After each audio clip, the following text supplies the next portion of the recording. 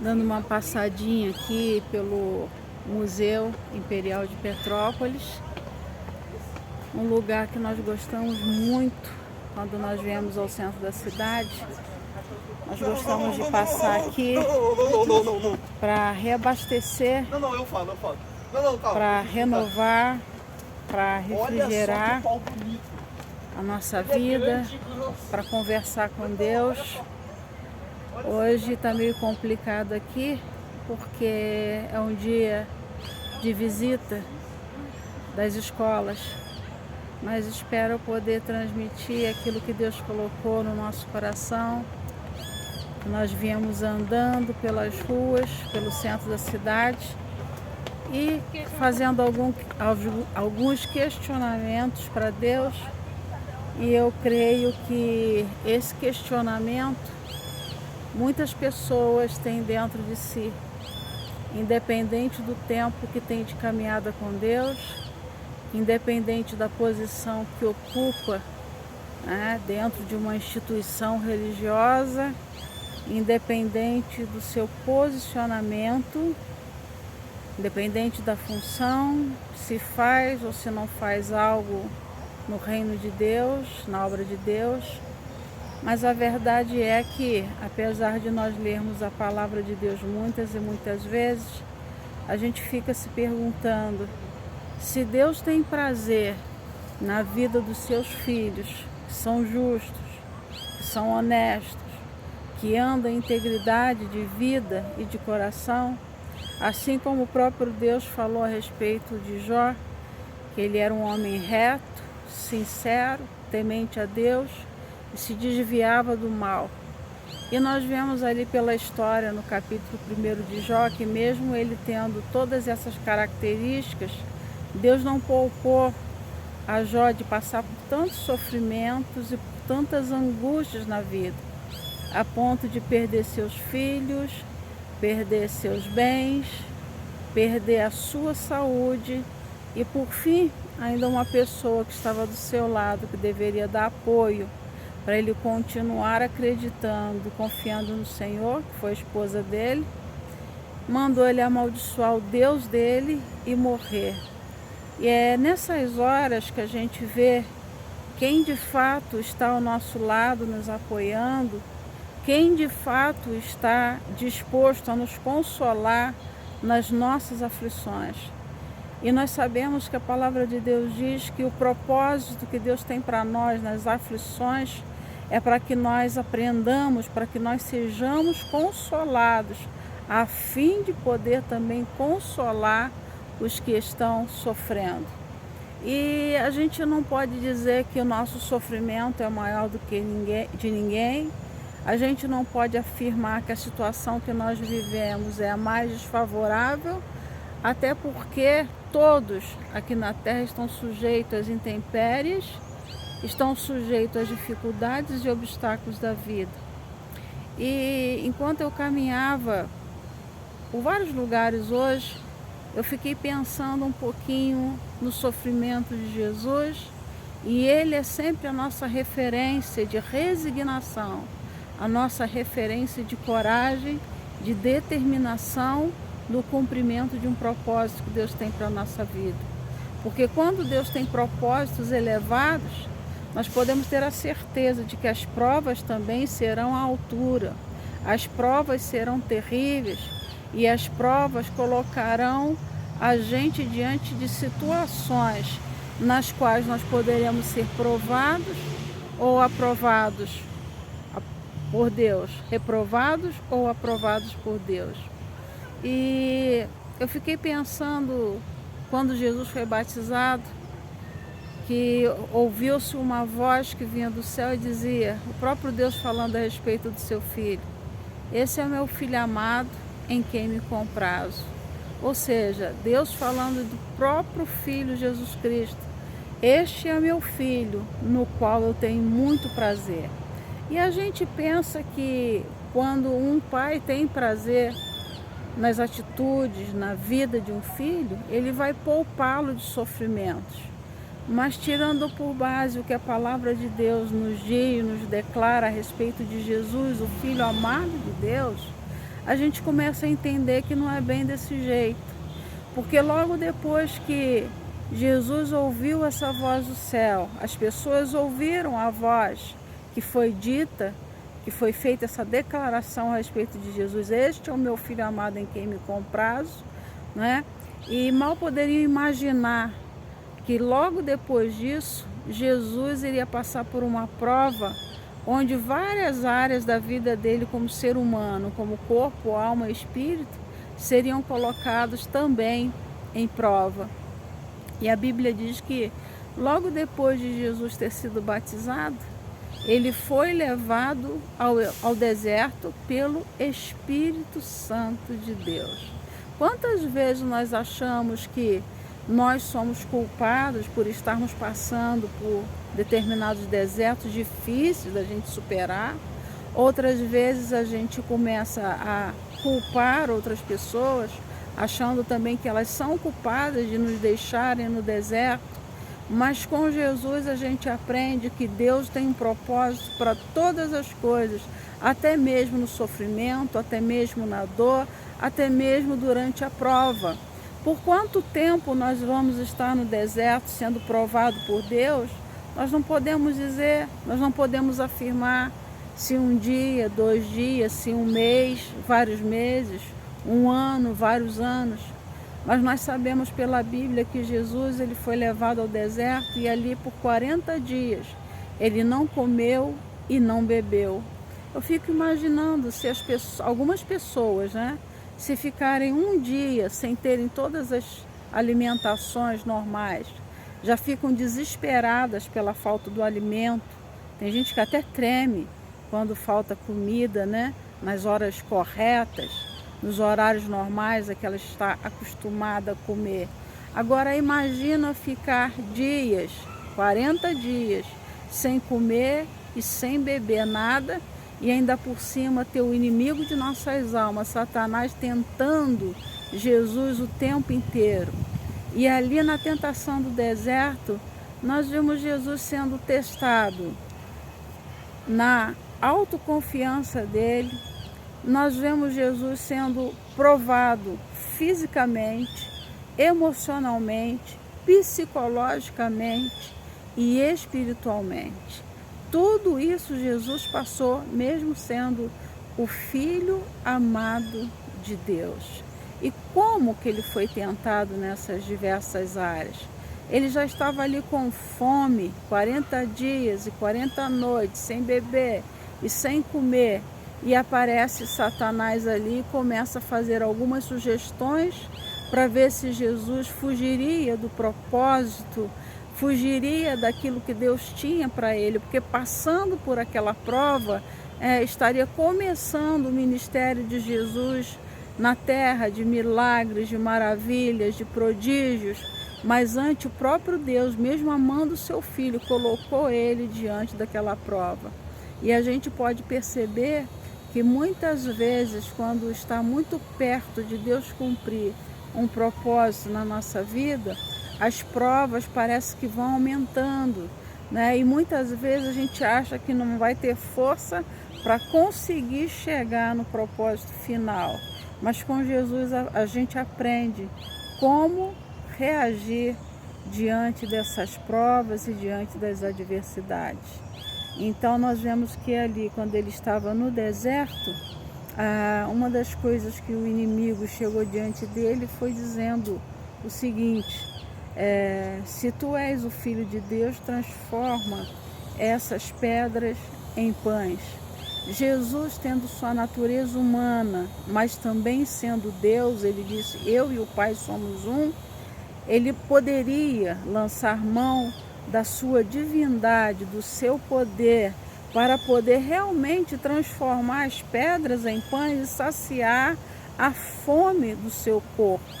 Já deveria estar fraco, sem condição alguma de sobreviver, de subsistir diante daquela afronta de Satanás. Para ele seria muito fácil: eu estou com fome, eu vou fazer um milagre aqui, eu sou o próprio Deus, eu tenho a natureza do meu Pai, então eu vou fazer pães e vou saciar a minha fome. Mas Jesus rebate ali Satanás no deserto, falando o seguinte: nem só de pão o homem viverá.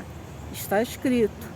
E ele debateu, ele rebateu, ele confrontou Satanás com a própria palavra. Porque ele poderia sim fazer aquele milagre, mas não era hora, não era momento. Ele não tinha uma ordem, nem uma autoridade de Deus para fazer aquilo, demonstrar para Satanás.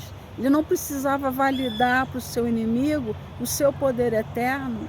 Ele não precisava validar para Satanás a identidade dele e quem ele era, sendo também o próprio Deus encarnado aqui na terra. E ele rebateu com a palavra: mas está escrito, nem só de pão o homem viverá, mas de toda palavra que sai da boca de Deus. Quando Deus faz promessas para nós seremos provados também para saber se nós estamos dispostos, independente das adversidades, a continuar acreditando naquilo que Deus nos prometeu, mesmo com todos os cenários desfavoráveis. Ali no deserto ainda, nós vimos Satanás também provando a Jesus no seu poder e na sua autoridade. E ele leva Jesus para uma parte mais alta do monte e diz para Jesus o seguinte: se tu és Deus, lança-te daqui lá embaixo, porque está escrito que aos seus anjos dará ordens a teu respeito. E Jesus poderia fazer perfeitamente isso e nada aconteceria a ele, porque se ele quisesse, milícias de anjos estariam com ele a qualquer momento. Mas ele, mais uma vez, ele responde para Satanás: não tentarás ao Senhor teu Deus. Por que é que eu vou fazer isso sem uma ordem, sem uma autoridade de Deus, tentando a Deus?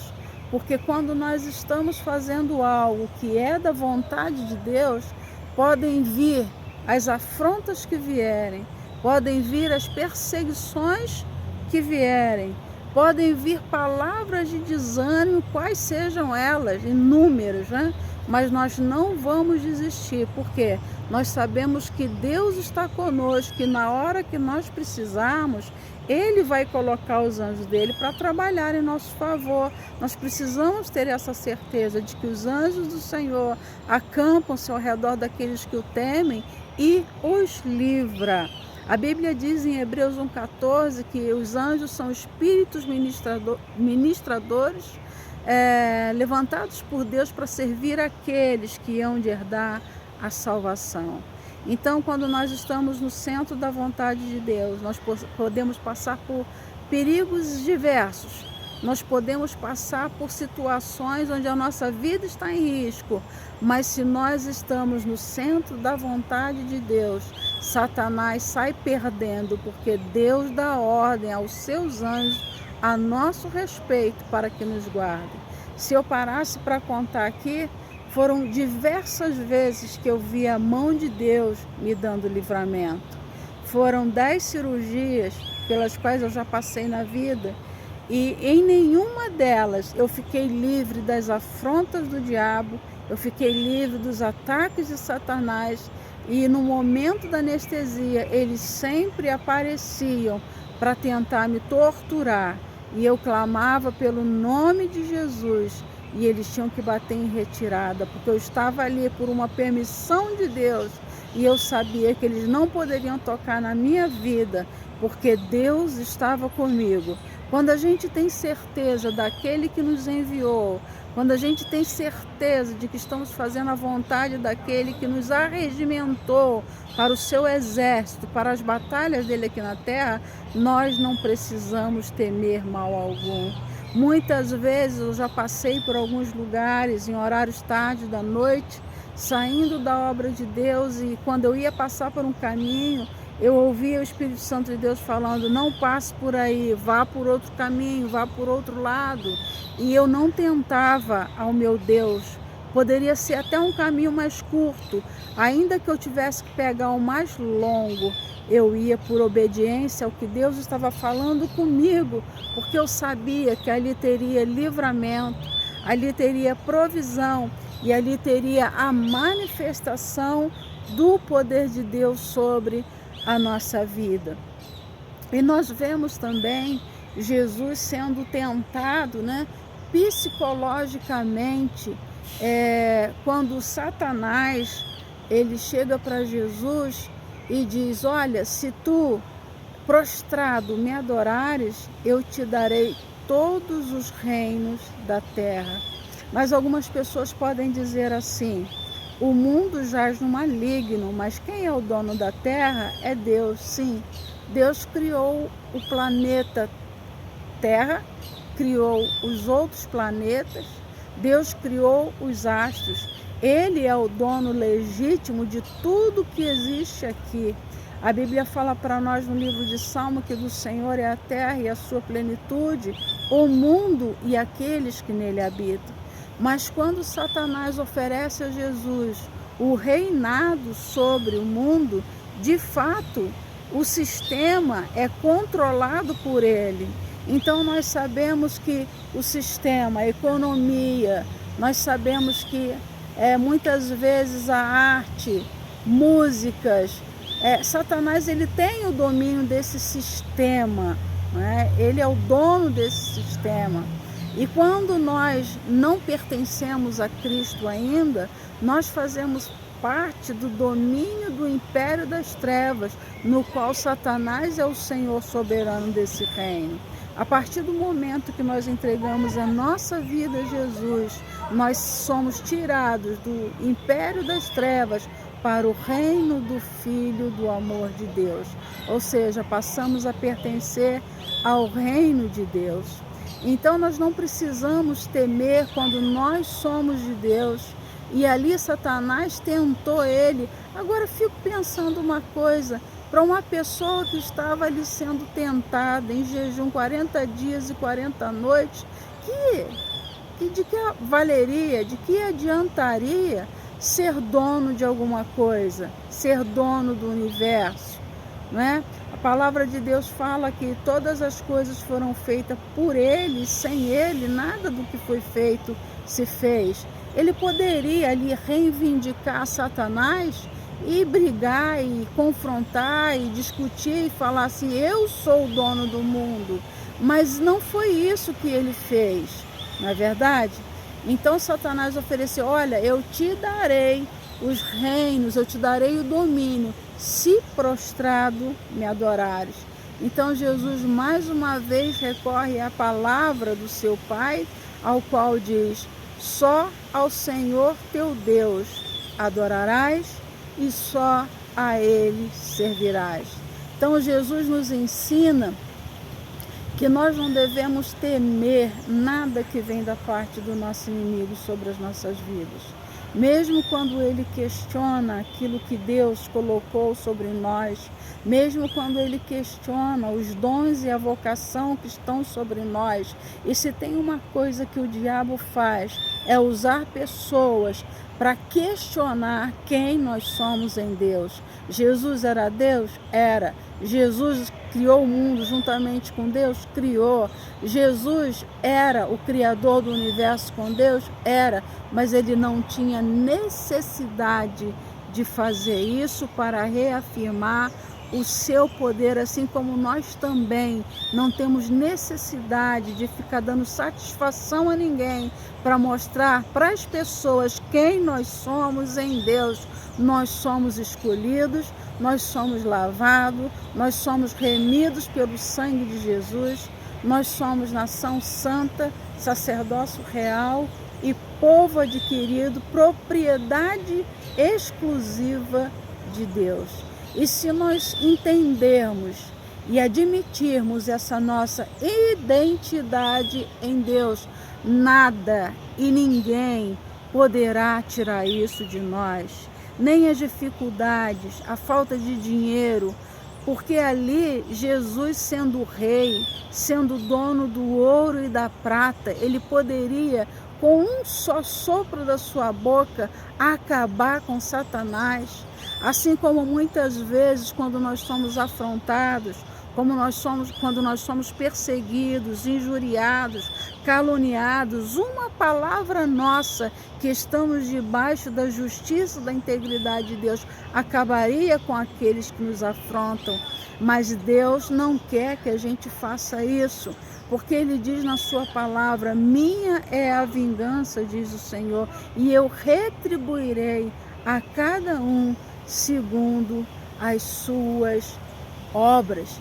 Então, nós devemos pensar o seguinte: eu e você não somos diferentes de Jesus. Atos 10:38 vai falar das características que Deus colocou sobre Jesus no seu ministério aqui na terra. E o texto vai dizer para a gente que Deus ungiu a Jesus de Nazaré, o qual andou fazendo bem e curando a todos os oprimidos do diabo, porque Deus era com ele. Vejam bem, Jesus tinha acabado de receber o revestimento do Espírito Santo, então ele era habilitado com uma unção para combater as obras do diabo. E foi para isso que o Filho de Deus se manifestou, para destruir as obras de Satanás. Ele era habilitado com a unção de Deus para curar os oprimidos pelo diabo. Ele era habilitado para fazer o bem, porque eu falo e repito para vocês uma coisa: até para fazer o bem para as pessoas que estão ao nosso redor, nós precisamos estar habilitados pela unção de Deus que está sobre nós, porque com a nossa natureza humana, com a nossa natureza carnal, as pessoas nos provocam tanto, as pessoas nos irritam tanto, as pessoas são tão traíras, que quando elas chegam até nós para pedir ajuda, a nossa natureza carnal, a gente tem vontade de mandar aquela pessoa embora, a gente tem vontade de não ajudar em nada, mas aí a unção de Deus que está em nós, ela é uma unção que nos leva a fazer o bem, e é essa unção que nos leva a fazer o melhor pelas pessoas, mesmo quando elas não merecem. E foi assim que aconteceu com Jesus, né?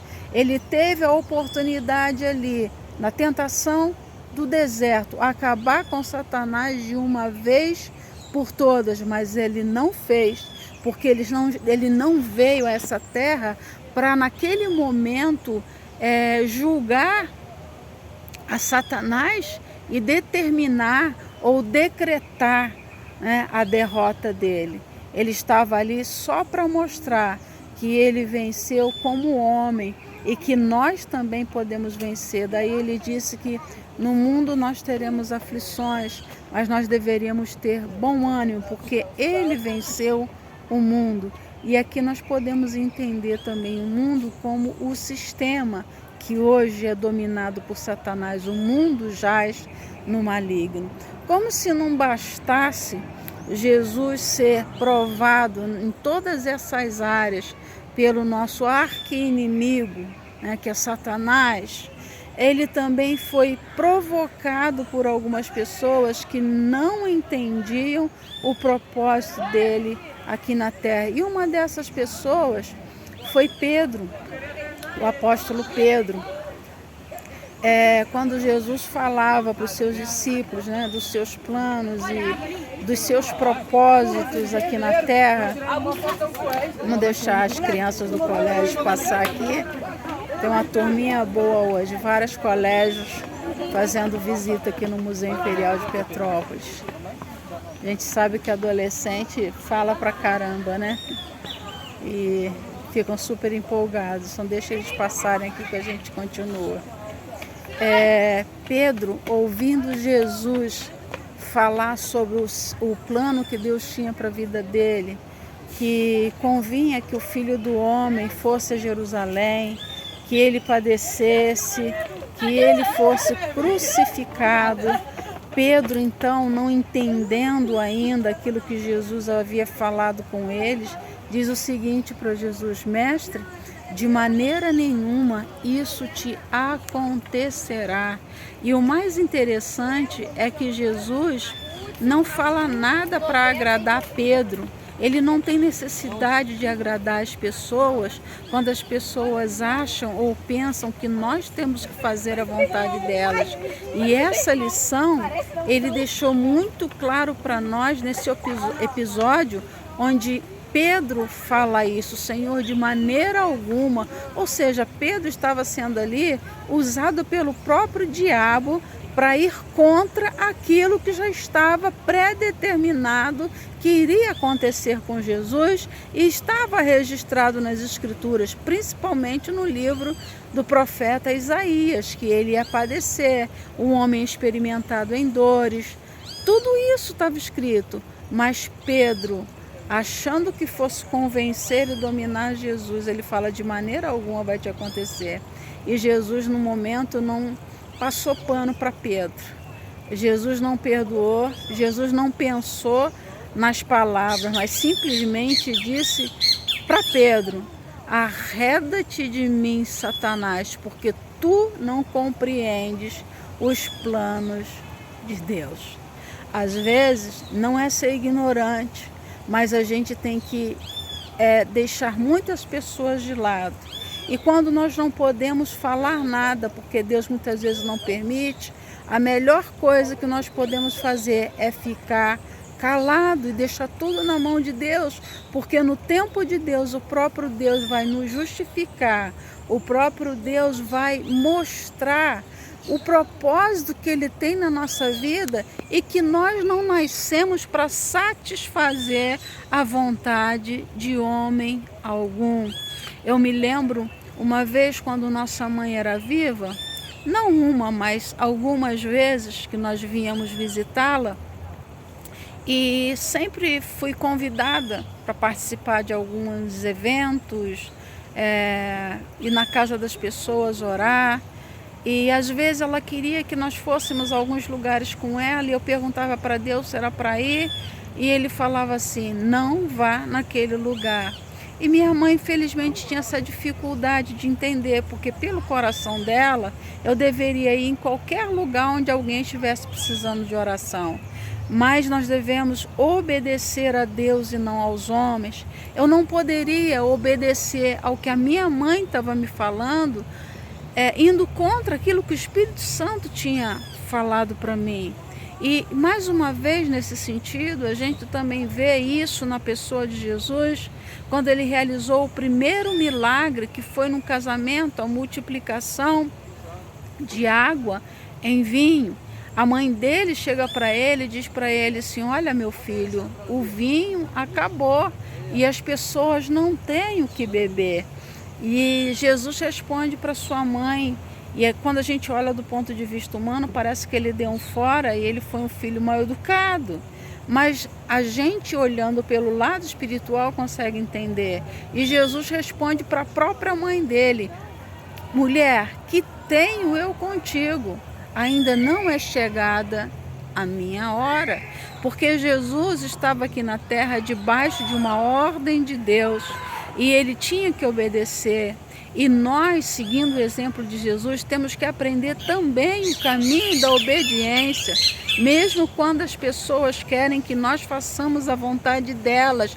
Nós não devemos fazer a vontade das pessoas, nós devemos fazer a vontade de Deus, porque chegará um dia em que nós daremos conta e prestaremos contas a Deus daquilo que Ele colocou em nossas mãos, daquilo que Ele mandou que a gente fizesse. As coisas no céu são muito diferentes daqui da terra. E o próprio Jesus ensina na oração sacerdotal, no final ele diz, seja feita a tua vontade aqui na terra como é no céu. Lá no céu, quando Deus dá uma ordem para um anjo, vai a determinada cidade e faz isso, isso e isso, executa juízo sobre aquele lugar. O anjo não pede perdão, a misericórdia a Deus. Ah, Senhor, eu não posso, eu me perdoe, hoje eu estou ocupado, eu não posso ir para aquele lugar. Na mesma hora, os anjos de Deus saem para fazer o que Deus mandou. E nós sabemos que tudo o que é decretado no céu tem que ser feito na terra. E se sai um decreto da parte de Deus sobre um acontecimento e nós não fazemos aqui na terra, com certeza nós vamos sofrer também as retaliações e nós seremos os próprios culpados disso. Mas quando nós obedecemos a Deus, como eu costumo falar, se Deus me mandou dar um passo para a direita, eu não posso dar meio passo para a esquerda para economizar o meu caminho, porque eu vou estar em desobediência e com certeza eu sofrerei as consequências daquilo que Deus mandou que eu fizesse. Mais uma vez a palavra, para nós mais importa obedecer a Deus do que obedecer aos homens. Nós não estamos aqui para fazer a vontade do diabo, nós não estamos aqui para satisfazer os desejos do coração de outras pessoas, dos homens, mas nós estamos aqui para fazer a vontade de Deus e cumprir aqui na terra o que Deus já planejou para nossas vidas antes mesmo de nós nascermos, lá na eternidade. E no Salmo 139, o salmista fala para a gente que Deus já tinha tudo escrito a nosso respeito muito antes da gente vir a existir, muito antes de nós estarmos sendo fecundados no ventre de nossa mãe. Deus já tinha tudo escrito ao nosso respeito. Então nós não podemos nos curvar, nós não podemos nos humilhar diante de pessoas que não entendem aquilo que Deus tem para a nossa vida. Porque a uns Deus escolhe para ser um profissional numa determinada área. A outros Deus escolhe ser profissional em outra área totalmente diferente. E tem aqueles que Deus escolhe para fazerem a obra dele aqui na face da terra. E como é difícil obedecer a Deus por causa da opinião das pessoas. Então nós devemos aprender com o nosso mestre, com o nosso rei, com o nosso Senhor, que mais importa agradar a Deus do que aos homens. E devemos estar dispostos a fazer a vontade dele, sejam quais forem as consequências. E ainda para terminar, no finalzinho do ministério de Jesus aqui na terra, quando ele foi crucificado, ele também sofreu muita pressão para fazer a vontade dos homens, mas ele não fez, porque ele estava muito consciente e convicto do que Deus tinha para a vida dele aqui na terra. E nós vemos que no momento da crucificação, a multidão, ela confrontava Jesus, ela provocava a Jesus, e a multidão falava, ali diante dele, vendo todo o sofrimento de Jesus ali na cruz do Calvário, e eles diziam o seguinte, zombando dele: ele salvou a tantos, por que ele não desce da cruz e salva-se a si mesmo? Mas Jesus, apesar de ser Deus, poderia ter feito aquilo? Poderia, mas Jesus não saiu da cruz, porque ele sabia que ele tinha que passar por ali para executar o plano de salvação que Deus tinha através da vida dele para toda a humanidade. Então, mais uma vez, Jesus não satisfez a vontade da multidão. E olha que a multidão sabia dos milagres, a multidão sabia que ele ressuscitou pessoas. Quem ressuscitou pessoas não poderia, num passe de mágica, sair daquela cruz? Poderia perfeitamente, mas Jesus não estava ali para agradar a multidão que estava assistindo, como alguns textos da Bíblia falam, um espetáculo. Para muitos o sofrimento de Jesus foi um espetáculo, todo mundo ali de camarote assistindo para ver se ele sobreviveria, para ver se Jesus ia aguentar muito tempo, para ver se Jesus ia descer daquela cruz, pedindo socorro para os governantes da sua época. E Jesus também não fez isso. Jesus não agradou a multidão. E mesmo no seu momento de dor, pessoas ali provocando Jesus na sua autoridade, se salvou os outros, por que não salva a si mesmo? E quantas vezes nós também somos criticados, somos confrontados, somos perseguidos, porque nós oramos pelas pessoas e Deus faz milagres através de nós. Mas por que quando é para nós aquilo não acontece? Eu tenho certeza e eu creio que Deus está no controle de todas as coisas e nós não precisamos ficar dando satisfação para ninguém, por nada que nós passamos nessa terra, principalmente quando nós temos certeza do que Deus está fazendo através daquela circunstância e adversidade que Ele está nos permitindo passar. Jesus foi muito criticado, confrontaram Ele, né, a respeito do reinado dele. Ele disse que é o rei. Que rei é esse que está sendo crucificado? Ainda colocaram por cima da cabeça dele, como num ato de zombaria, Rei dos reis e Senhor dos senhores, como quem quer dizer, olha lá o tal, olha lá quem se acha, olha quem fez e aconteceu aqui na terra e agora está lá pendurado. Ele é rei coisa nenhuma. Se ele fosse rei, se ele tivesse o poder que ele falou que ele tinha, nada disso estaria acontecendo com ele.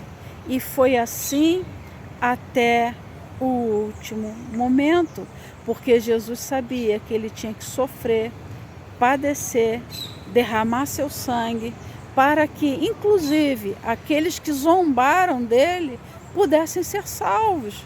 Então, muitas vezes as pessoas questionam e não entendem o plano e propósito de Deus individualmente com a nossa vida, porque não sabem aquilo que Deus fala conosco, não sabem aquilo que o Espírito Santo fala ao nosso interior. E o Espírito de Deus, ele se comunica com o nosso espírito a todo momento. Então nós temos esse consolo e nós não desanimamos, porque nós sabemos que a tribulação é para promover em nós a perseverança. E mais uma vez eu vou dizer para vocês, Jesus só é o que é para nós, Senhor e Rei.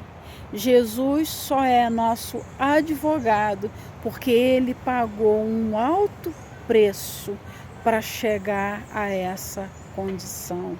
Hoje Ele está sentado à direita do Pai, lá no céu. E por nós Ele intercede como advogado. Mas foi necessário que Ele padecesse como homem.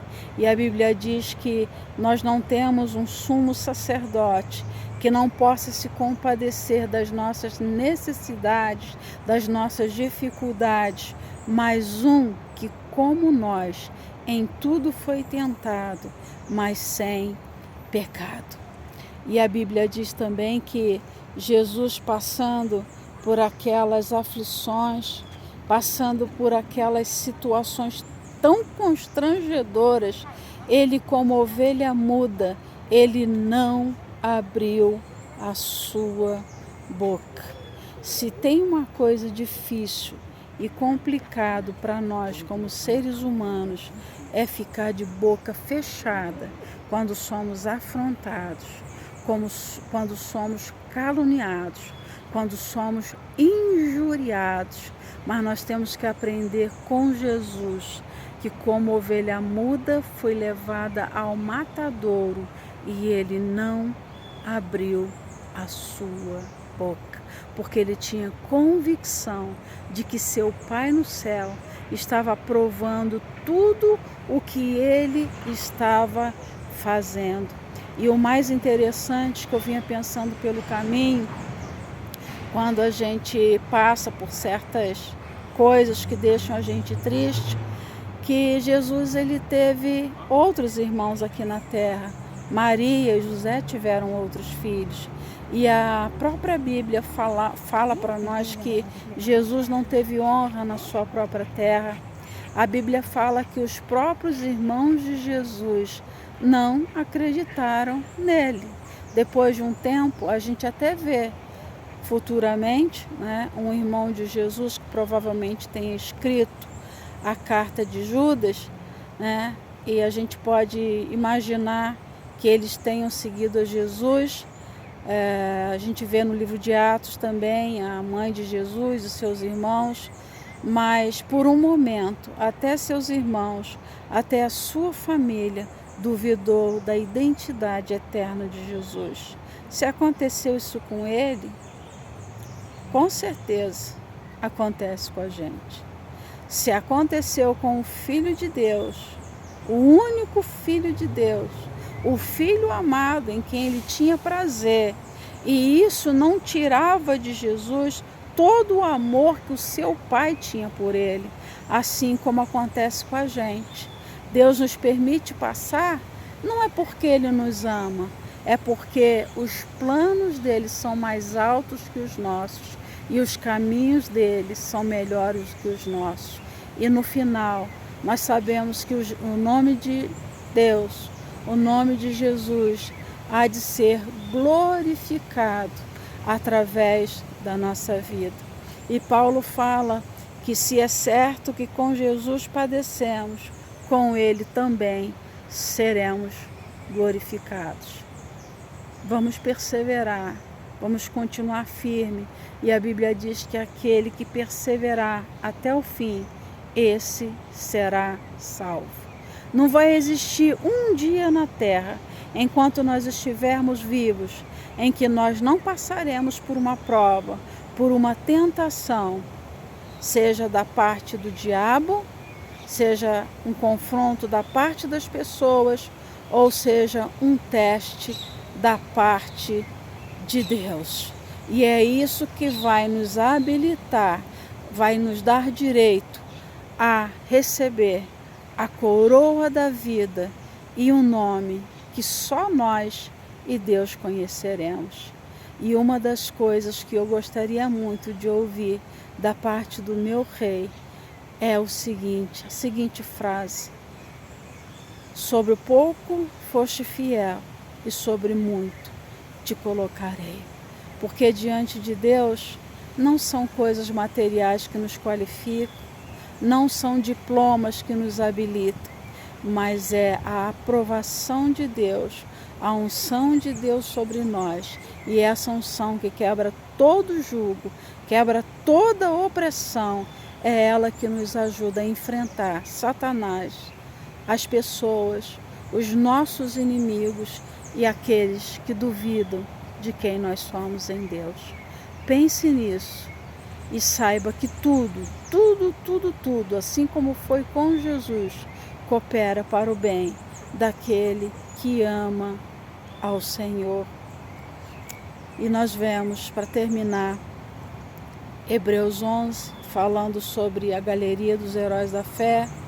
E eu de vez em quando volto lá, porque não fala somente sobre uma fé triunfalista, mas fala de uma fé de resiliência, de uma fé fortalecida, de uma fé enraizada nas promessas e na palavra de Deus, porque bem no final do livro de Hebreus vai falar que muitos pela fé passaram pelo fogo, muitos pela fé foram cerrados ao meio, muitos pela fé passaram no fio da espada, foram mortos pela espada, muitos pela fé andavam errantes pelos caminhos, muitos pela fé viveram em cavernas escondidos por causa de perseguição, mas Deus tinha algo melhor